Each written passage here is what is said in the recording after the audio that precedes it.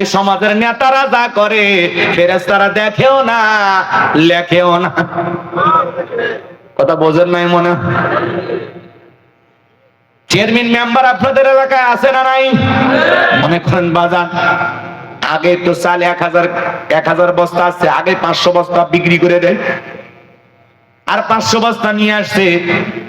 মানুষ যারা চাল পাবে তাদের কার্ডে লেখা আছে 50 কেজি মনে করেন, কিন্তু চেয়ারম্যান সাহেব মাপে দেওয়ার সময় 30 কেজি মাপে দিতেছে। জনগণ ডেকে বলতেছে, ভাই 50 কেজি পাওয়ার কথা, 30 কেজি দিলেন, বাকি 20 কেজি গেল কোথায়? বলে বেশি কথা বলবি না, দল চালাতে গেলে এলো কিছু ক্যাডার ম্যাডার আছে, ছোটখাটো টুকু মাস্তান সাঙ্গ পাঙ্গ থাকে। ক্যাডার নেই, হ্যাঁ এখানে ক্যাডার নেই। উদাহরণ মানে বোঝানোর জন্য। হ্যাঁ চাচা বোঝে নাই মনে, কথা বোঝেন নাই। নেতা আশেপাশে চামচ টামচ থাকে না, চামচে চামচে।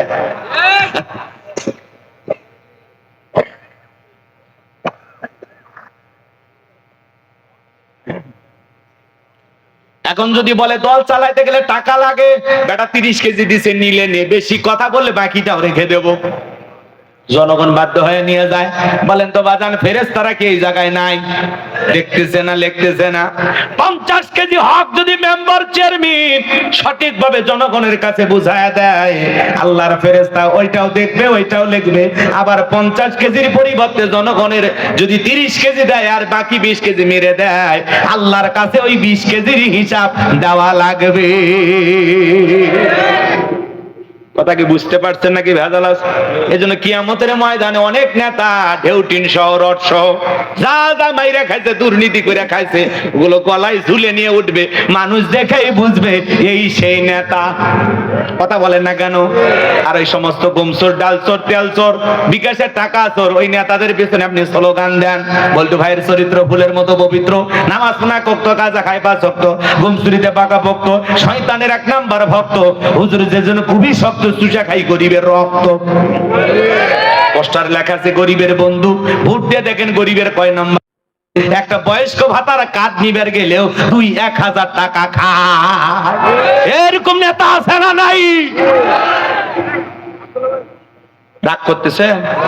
নেতা যদি এলাকায় নির্বাচিত হওয়ার পরে এলাকায় সুদ, ঘুষ, জিনা, ব্যভিচার, দুর্নীতি এগুলো বন্ধ হয়, মাদক বন্ধ হয়, তাহলে ওই নেতা আল্লাহ তাআলার কাছে এর পুরস্কার পাবে। নেতা নির্বাচিত হলে এলাকায় যদি ভালো কাজ হয়, খারাপ যত কাজ, মন্দ যত কাজ, অশ্লীল যত কাজ সব বন্ধ হয়ে ভালো কাজ যদি সমাজে চালু করতে পারে, ওই চেয়ারম্যান মেম্বার এই ভালো কাজের উত্তম জাযা আল্লাহর দরবারে পাবেন। হাল জাযাউল ইহসানি ইল্লাল ইহসান, উত্তম জিনিসের পুরস্কার আল্লাহ উত্তম দিয়ে দেবেন। বলুন না আল্লাহু আকবার। আর যদি উনি নির্বাচিত হওয়ার পরে চেয়ারম্যান নিজেই মাদকের ব্যবসা করে, নিজেই অস্ত্র নিয়ে, অবৈধ অস্ত্র নিয়ে ঘরে, এমন নেতা আছে নির্বাচিত হওয়ার পরে সুন্দরী নারীর দিকে নজর গেলে তার নিজের বউ মনে করে। এ কথা বল নাকি আপনারা? এরকম নেতা আছে না নাই? এরকম লুচ্চা, বদমাইশ, চাঁদাবাজ, টেন্ডারবাজ, দুর্নীতিবাজ, এদেরকে যদি সমাজের নেতা বানান, তাহলে মনে রাখবেন, যারা ওই সমস্ত মানুষদেরকে সমর্থন দিয়ে সমাজের নেতা বানাবেন, রেডি থাকেন, আপনার আমলনামায় বিকাশ হয় এর গুনাহ পার্সেন্টেজ আপনিও নিতে বাধ্য থাকবেন। কথাকে বোঝা গেল বাজান? তাহলে নেতা যা করতেছে ফেরেশতারা দেখতেছে, লিখতেছে, নেতা দেখে ফেরেশতারা ভয় পায়? ভয় পায় না। তাহলে হুজুর 1টা 2টা সারা রাত, ঠিক আছে, আপনারা সারা রাত থাকবেন, আমার একটু যাওয়ার জন্য জায়গা তৈরি করে দেবেন, আপনারা থাকেন, কোনো সমস্যা নেই, আপনাদের তো দুনিয়াতে কেউ নাই, সারা রাতই তো থাকবেন। আচ্ছা ভাইরা আমার, সর্বোচ্চ প্রোগ্রামটা 12:30 পর্যন্ত চলবে, এর মধ্যে আমরা প্রোগ্রাম শেষ করে দেব ইনশাআল্লাহ। আমি গুনাহগার নিয়ত করেছি 12:30 পর্যন্ত। আপনারা আমার সঙ্গে যারা যারা থাকতে রাজি নাই তারা হাত তোলেন। যারা রাজি নাই, তার মানে পাবনার মানুষ অনেক চালাক হয়ে গেছে। শ্রোতারা যদি চালাক হয়, ওয়াজ করে শান্তি পাওয়া যায়, কইতে কলিকাতা বুঝে নেই। আজকের মাহফিলে আসতে পেরে, বসতে পেরে যারা খুশি হয়েছেন, 12:30 পর্যন্ত গুনাহগারের কথা শুনতে রাজি আছেন, 2 হাত তুলে একবার শুধু বলেন ইনশাআল্লাহ। আরেকটু জোরে বলেন ইনশাআল্লাহ। আরো একবার বলুন ইনশাআল্লাহ। আপনারা এই যে ওয়াদা দিলেন, ওয়াদা ভঙ্গ করা কিসের লক্ষণ? মুনাফিকের লক্ষণ। আমার বিশ্বাস পাবনার মাটিতে কোনো মুনাফিকের জায়গা নাই। পাবনার মাটি ইসলামী আন্দোলনের ঘাঁটি। কথা বলো ঠিক কি না? পাবনার মাটি আলেম ওলামাদের ঘাঁটি, এটা বিশ্বাস করি আমি। এই জায়গায় কোনো মুনাফিকের জায়গা হবে না। সামনে যারা বসে আছেন আওয়াজ দেবেন, এদিকে তাকান। আমি আপনাদের সামনে পবিত্র কোরআনুল কারীমের ৭৪ নম্বর সূরা, সূরাটির নাম মুদ্দাসির। বলেন কি নাম? মুদ্দাসির মানে পোশাক পরিহিত। সুবহানাল্লাহ বলেন। মোট আয়াত আছে ৫৬, রুকু আছে ২টি। বিশ্বনবীর মক্কার জিন্দেগিতে আল্লাহ রাব্বুল আলামিন এই সূরাটি নাজিল করেছেন। আমি আপনাদের সামনে বেশ কয়েকটি আয়াতে কারিমা তেলাওয়াত করেছি। এই আয়াতগুলোকে সামনে রেখে আমি আলোচনা রাখার চেষ্টা করব ইনশাআল্লাহ। আল্লাহ যেন তার গোলামকে বলার তৌফিক দান করেন। ছেলে বলেন আমিন। আর একটু জোরে বলেন আমিন। জবান ছেড়ে সবাই মহব্বতে, কৃপণতা কেউ করবেন না। আমার সঙ্গে তেলাওয়াত করুন। আউযু বিল্লাহি মিনাশ শাইতানির রাজিম। বিসমিল্লাহির রাহমানির রহিম। আগে ঠিক ছিল, হালকা বল। বিতাড়িত মুদ্দাস শয়তানের কাছ থেকে আল্লাহ পাকের কাছে আশ্রয় প্রার্থনা চাচ্ছি। পরম করুণাময় দয়ালু আল্লাহ তাআলার নামে শুরু করছি। সূরার নাম কি বললাম? মুদ্দাসির। বলেন কি না? আচ্ছা, কোরআনের কথা শোনার জন্য তো আসছেন নাকি অন্য কিছু? অন্য কিছু শুনবেন? হ্যাঁ, সত্যি কোরআন শোনার নিয়তে আসছেন? অন্তরের মধ্যে কোনো ভেজাল নাই তো? তাহলে নির্ভেজাল কিছু আলোচনা হবে কোরআন এবং সুন্নাহর আলোকে। কারণ কোরআন থেকে যদি কথা বলি, বলেন তো সেই কথার চাইতে দামি কথা, শ্রেষ্ঠ কথা পৃথিবীতে আর কিছু হতে পারে? কোরআনের মধ্যে কোনো ভেজাল আছে? কোনো মিথ্যা আছে? কোনো ধোঁকা আছে? থাকবে কি করে? কিতাবটি নাজিল করেছেন কে? সে আল্লাহ রাব্বুল আলামিন বলেন, যালিকাল কিতাবু লা রাইবা ফীহি। আমার আল্লাহ রাব্বুল আলামিন বলেন, এটি এমন একটি কিতাব যেই কিতাবের মধ্যে কোনো সন্দেহ নাই, কোনো সংশয় নাই, কোনো মিথ্যা নাই, কোনো ধোঁকা নাই। there is no doubt। বলুন আল্লাহু আকবার। হুদাল্লিল মুত্তাকিন, মুত্তাকি বান্দাদের জন্য গাইডলাইন হিসাবে, পথ প্রদর্শক হিসাবে আসমান থেকে কিতাবটি নাজিল করেছেন কে? সেই কিতাবের আলোচনা শুনলে লাভ না লস? লাভটা কি আমার আল্লাহ জানায় দিলেন। ওয়া ইযা কুরিয়াল কুরআনু ফাসতামিউ লাহু ওয়া আনসিতু লাআল্লাকুম তুরহামুন। সূরা আরাফ আয়াত নাম্বার 204। আমার আল্লাহ রাব্বুল আলামিন জানিয়ে দিলেন, তোমাদের সামনে যখন কোরআন পাঠ করা হয়, কোরআনের আলোচনা করা হয়, চুপ করে কান লাগিয়ে মনোযোগ সহকারে কোরআনের কথাগুলো শ্রবণ করো। যারা চুপচাপ কোরআনুল কারীমের কথাগুলো শ্রবণ করবে, আমার আল্লাহ রাব্বুল আলামিন আসমান থেকে তাদের উপরে আল্লাহর রহমত বৃষ্টির মতো নাজিল করবেন। বলুন সুবহানাল্লাহ। ওয়াযাক্কির ফা ইন্না যিকরা তানফাউল মুমিনিন। সূরা জারিয়াত 55 নম্বর আয়াত। আল্লাহ ডেকে বলেন, যারা আমার মুমিন বান্দা, তাদের সামনে যখন কোরআন দেওয়াজ করা হবে, কোরআন থেকে উপদেশ দেওয়া হবে, এই কথাগুলো শোনার পরে আমার মুমিন বান্দাদের উপকারে আসবে। বলুন সুবহানাল্লাহ। তাহলে আল্লাহর কোরআন থেকে কথা বলবো ভাই, আমার কোনো জ্ঞান নাই, জ্ঞান দেওয়ার মালিক কে? ক্বালু সুবহানাকা লা ইলমা লানা ইল্লা মা আল্লামতানা ইন্নাকা আনতাল আলিমুল হাকীম। জ্ঞান দেওয়ার মালিক কে? আপনার মানুষ বলেন, জ্ঞান দেওয়ার মালিক কে? এখানে অনেক জ্ঞানী গুণী মানুষ বসে আছেন, সকলের প্রতি শ্রদ্ধা সম্মান রেখে আমি আলোচনা শুরু করছি। সূরার নাম মুদ্দাসির। বলেন কি না? মনে থাকবে তো ইনশাআল্লাহ।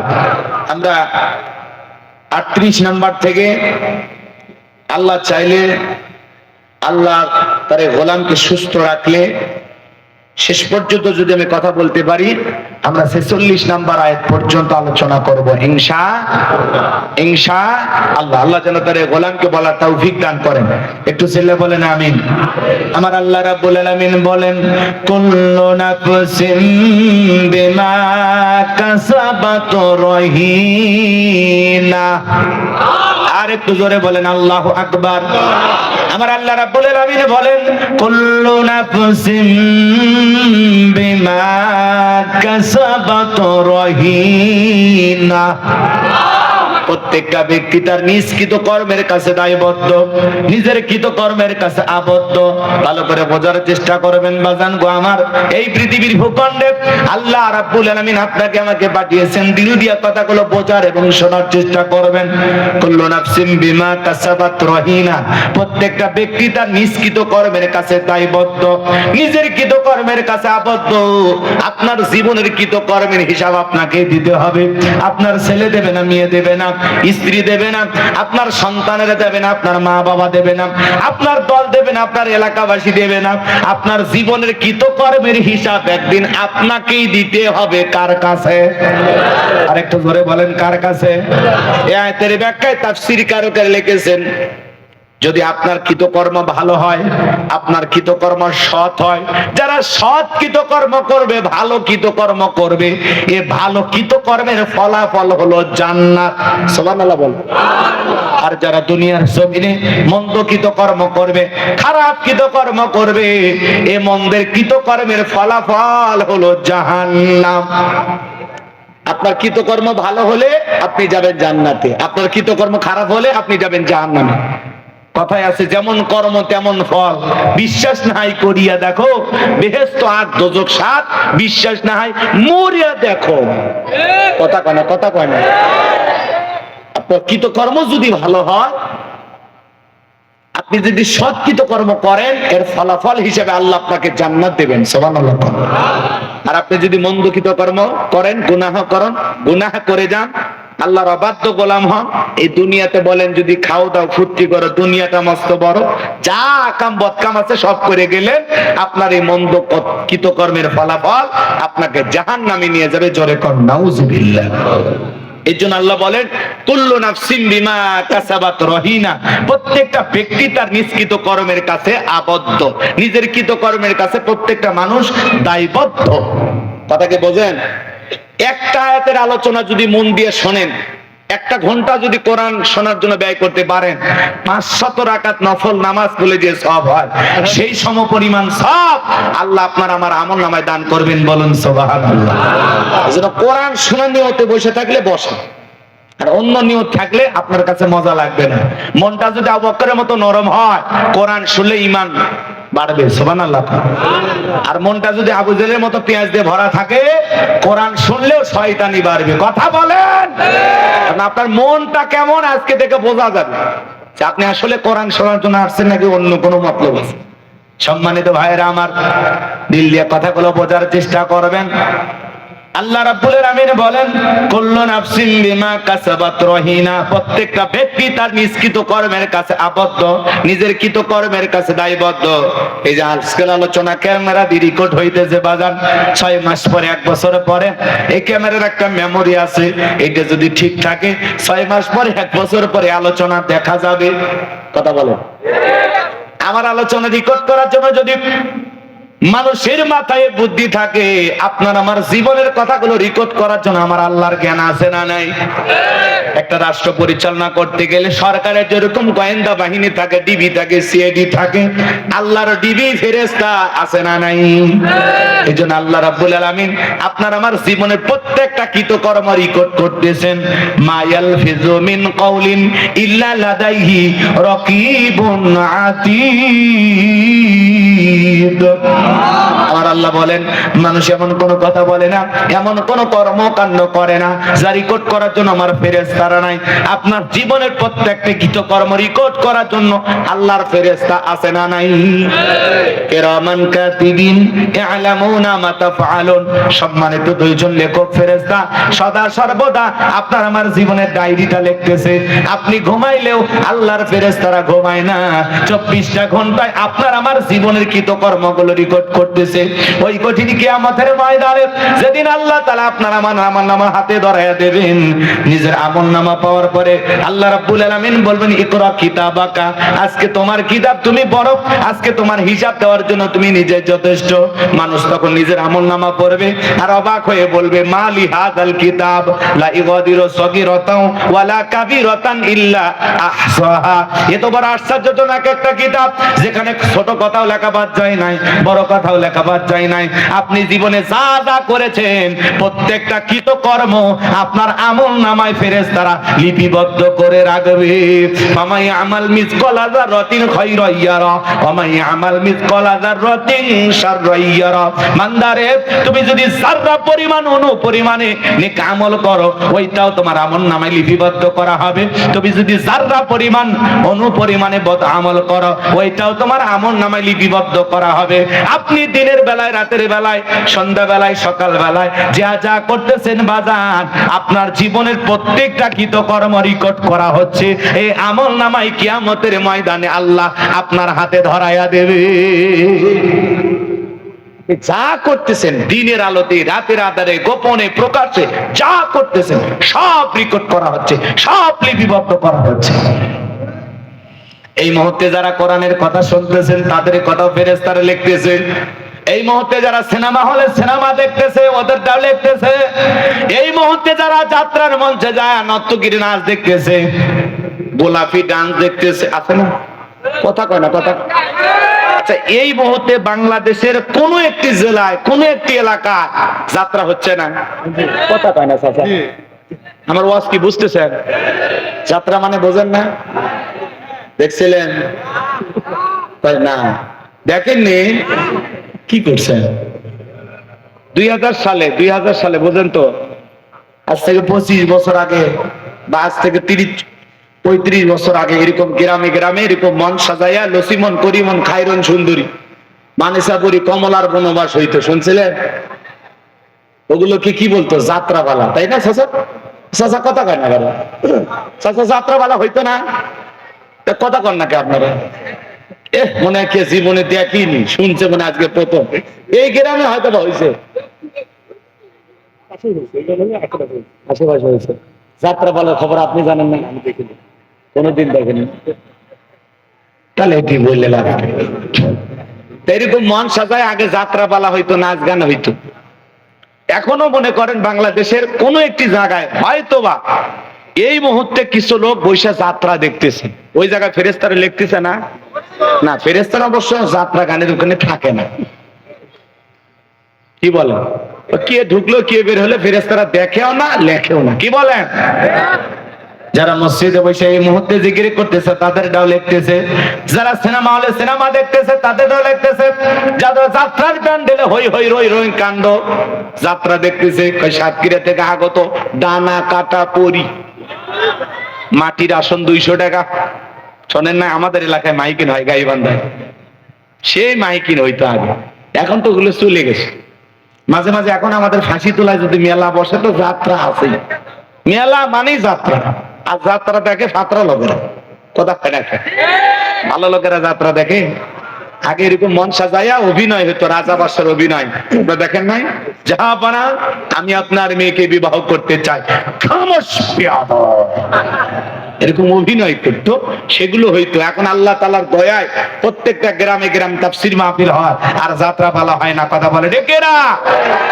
এদেশের মানুষকে পরিবর্তন করে দিয়েছেন কে? আল্লাহ। এখন ওলিতে গলিতে তাফসীরুল কোরআন মাহফিল, ওয়াজ মাহফিল, মানুষ আর যাত্রা গান দেখে না। আমাদের বাপ দাদার আমলে সিনেমা হল ছিল 1800, এখন সিনেমা হল কমতে কমতে 50-60টা হলেও থাকবি না। শাকিব খান মরে গেলে ওলে একটাও থাকবে না। হ্যাঁ, যুবকেরা ওই একটা নায়কের জন্য নাকি সিনেমা দেখে।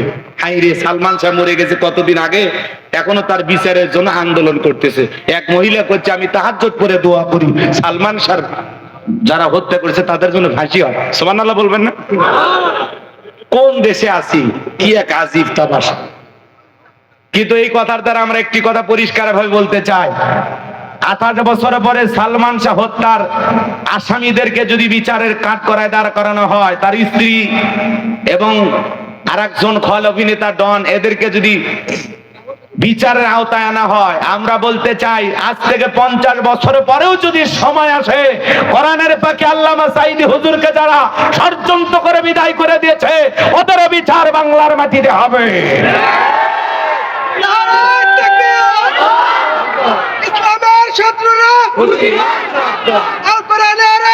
একটা নায়কের বিচার যদি এত বছর পরে হয়, আর আমরা কোরআনের পাকে আল্লামা সাঈদী হুজুরকে হারিয়েছি। কি সুন্দর মায়াবী হাসি দিয়ে উনি চলে গেলেন।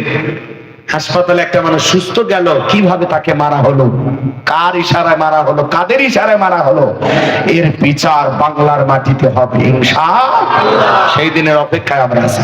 সম্মানিত ভাইরা আমার, কৃতকর্মের কথা বলতেছি বাজান গো আমার। এই পৃথিবীর জমিনে বর্তমানে যে যা করতেছে, যে টেলিভিশনের সামনে বসে আছে তার কথাও লেখা হচ্ছে, যে আল্লাহর কোরআন পড়তেছে তার কথাও লেখা হচ্ছে। ভালো মানুষ ভালো কর্ম করতেছে, মন্দ মানুষেরা মন্দ কর্ম করতেছে। কুল্লু নাফসিন বিমা কাসাবাত রহিনা। প্রত্যেকটা ব্যক্তি তার নিষ্কৃত কর্মের কাছে আবদ্ধ, নিজের কৃত কর্মের কাছে দায়বদ্ধ। লম্বা হবে, লম্বা করার কোনো সুযোগ নাই। সংক্ষিপ্ত একটা উদাহরণ দিয়ে আপনাদেরকে বোঝানোর জন্য বলতে চাই। আপত্তি আছে কি ভাই? মনে করেন আপনাদের মসজিদের ইমাম সাহেব একজন গোপনে 50,000 টাকা দিয়ে বলে, হুজুর এই টাকাটা মসজিদের কাজে লাগাবেন। বলেন তো এই জায়গায় কি ফেরেশতারা নাই? দেখতেছে না, লিখতেছে না, ভিডিও হইতেছে না? বলা লাগবে, বলা লাগবে। দেখতেছে, লিখতেছে, ভিডিও হচ্ছে। আচ্ছা, কথা ক্লিয়ার না ভেজাল আছে?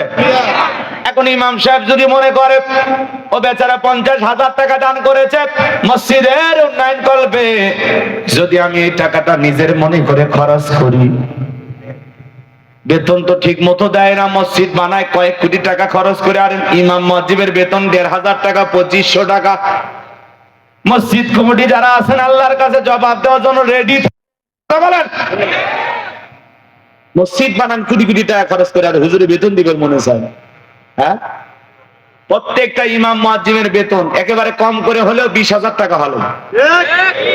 এই যুগে এই 2-3 হাজার টাকা দিয়ে চলা যায় কঠিন হয়ে যায়, কিন্তু তারা মনের এই দুঃখটা কারো কাছে প্রকাশ করতে 3,000 টাকার মধ্যে আল্লাহ 30,000 টাকার বরকত দেয়। কথা বলেন ঠিক কি না? সম্মানিত ভাইয়েরা আমার, দিল দিয়ে কথাগুলো বোঝার চেষ্টা করবেন। হুজুর যদি মসজিদের টাকাটা মসজিদের উন্নয়ন করবে খরচ করে, ফেরেশতারা সেইটাও লিখবে। আবার হুজুর যদি নিজের মনে করে নিজের অভাব মোচনের জন্য খরচ করে, আল্লাহর ফেরেশতারা বলবে অনেক কষ্টে ইমামতি করে, থাক এই 50,000 টাকার কথাটা তার জীবনের আমল নামার ডায়েরিতে লেখার দরকার নাই। তাই বলবে নাকি? হুজুর বলে কি ছাড় দেবে? হুজুর যদি 50,000 টাকা মসজিদের কাজে লাগায় সেইটাও লিখবে, নিজের মনে করে খরচ করলেও লিখবে। বাজান 50,000 দূরের কথা, মসজিদের দান বক্স থেকে 5 টাকা নিয়ে যায় কোন হুজুর যদি একটা পানের খিলি কিনা গায়, ওই 5টা টাকার হিসাব একদিন দিতে হবে কার কাছে? মনে করেন আপনাদের এলাকায় একটা মাদ্রাসা আছে, মাদ্রাসার মুহতামিম হুজুর একজন একটা ছাগল নিয়ে যা বলে, হুজুর ছাগলটা জবাই করে বাচ্চাদেরকে খাওয়ায় দেয়। হুজুর ছাগল জবাই করার পরে দেখলো 14 কেজি গোস্ত। মনে করলো অনেকদিন বাড়িতে ভালো মন্দ গোস্ত পাঠাইতে পারি না, ওখান থেকে যদি 5 কেজি বাড়িতে পাঠাইয়া দেয়, ফেরেশতারা কি বলবে? অনেক কষ্টে মাদ্রাসাটা চালায়, 5 কেজি গোস্ত হুজুর মানুষ খাইছে, লেখার দরকার নাই। বলে লিখবে কিনা ভাই? ওয়াজ বুঝানোর জন্য উদাহরণ দিচ্ছি ভাই, কথা বোঝা লাগবে তো, নাহলে তো বুঝবেন না। উনি যদি 5 কেজি গোস্ত বাড়িতে পাঠায়, ফেরেশতারা ওইটাও লিখবে। আবার যদি 14 কেজি এটা বাচ্চাদের হক সঠিকভাবে তাদেরকে খাওয়ায়া দেয়, ফেরেশতারা সেইটাও লিখবে। দেখবে, লিখবে, দেখবে, লিখবে। ভালো করে বুঝবেন, দিল দিয়ে কথাগুলো বোঝার চেষ্টা করবেন। হুজুর যদি ওখান থেকে 5 কেজি দূরের কথা 50 গ্রাম গোস্ত যদি এদিক সেদিক করে, 19-20 করে, ওই 50 গ্রামের হিসাবও আল্লাহর কাছে হুজুর দিতে বাধ্য। কথা ক্লিয়ার না ভেজাল আছে? ভালো করে বোঝার চেষ্টা করবেন বাজান। এখন মসজিদের হুজুর যা করতেছে, মাদ্রাসার হুজুর যা করতেছে, ফেরেশতারা দেখতেছে, লিখতেছে, বুঝলাম। খালি সমাজের নেতারা যা করে ফেরেশতারা দেখেও না, লেখেও না। কথা বোঝেন নাই মনে? চেয়ারম্যান মেম্বার আপনাদের এলাকায় আছে না নাই? মনে করেন বাজান আগে তো চাল 1000 বস্তা আছে, আগে 500 বস্তা বিক্রি করে দেয়, আর 500 বস্তা নিয়ে আসছে। মানুষ যারা চাল পাবে তাদের কার্ডে লেখা আছে 50 কেজি মনে করেন, কিন্তু চেয়ারম্যান সাহেব মাপে দেওয়ার সময় 30 কেজি মাপে দিতেছে। জনগণ ডেকে বলতেছে, ভাই 50 কেজি পাওয়ার কথা, 30 কেজি দিলেন, বাকি 20 কেজি গেল কোথায়? বলে বেশি কথা বলবি না, দল চালাতে গেলে এলো কিছু ক্যাডার ম্যাডার আছে, ছোটখাটো টুকু মাস্তান সাঙ্গ পাঙ্গ থাকে। ক্যাডার নেই, হ্যাঁ এখানে ক্যাডার নেই। উদাহরণ মানে বোঝানোর জন্য।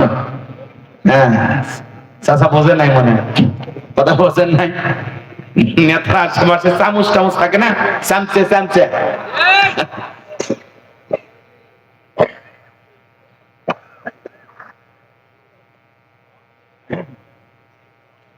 এখন যদি বলে দল চালাইতে গেলে টাকা লাগে, বেটা 30 কেজি দিছে, নিলে নে, বেশি কথা বললে বাকিটাও রেখে দেবো। জনগণ বাধ্য হয়ে নিয়ে যায়। বলেন তো বাজান, ফেরেশতারা কি এই জায়গায় নাই? দেখতেছে না, লিখতেছে না?